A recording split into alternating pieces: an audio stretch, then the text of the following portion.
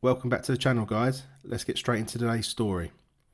You've got to hear this. The fallout from a primary school teacher in London telling a class of pupils that Britain is still a Christian state has just exploded.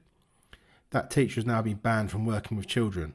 According to a recent report, the remarks came after some Muslim pupils washed their feet in the boys' lavatory sinks, presumably as part of a religious cleansing ritual.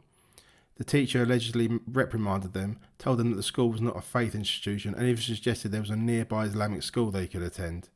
He reminded the children that King Charles was the head of the Church of England and Islam was a minority religion in the UK.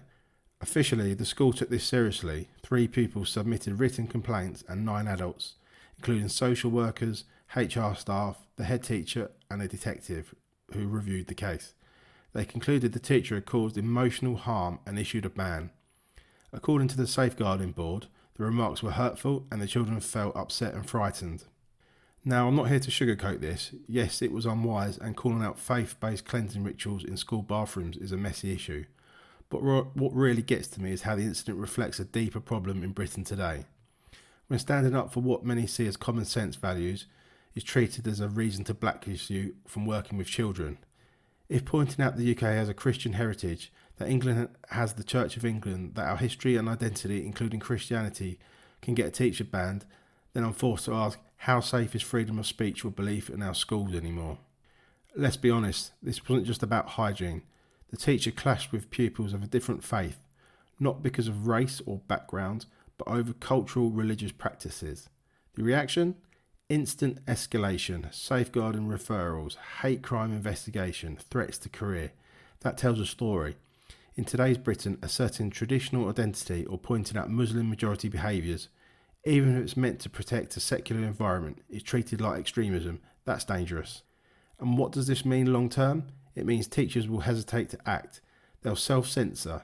If you suspect someone inappropriate, cultural or religious hygiene, you stay quiet. If you say something, you risk ruining your career.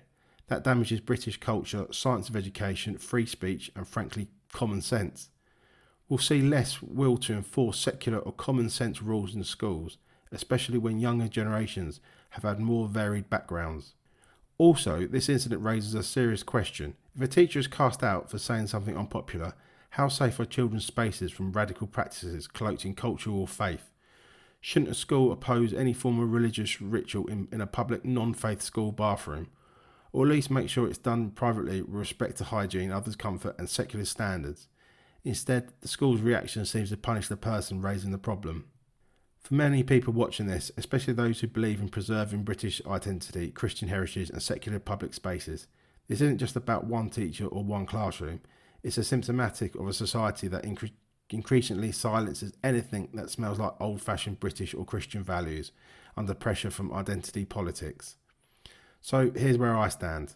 The teacher may have handled things clumsily, but if the basic message, Britain is a Christian heritage country and public schools should be secular and respectful of that heritage, can get someone barred, then we are heading into a place where nobody feels comfortably defending national identity or common sense values. For anyone who cares about preserving free speech, British identity and common sense standards in public spaces, this story should worry you.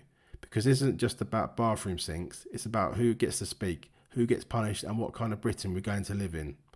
Well, thanks for watching. If you want honest takes on culture, free speech and what's really happening in schools, hit subscribe and stay tuned.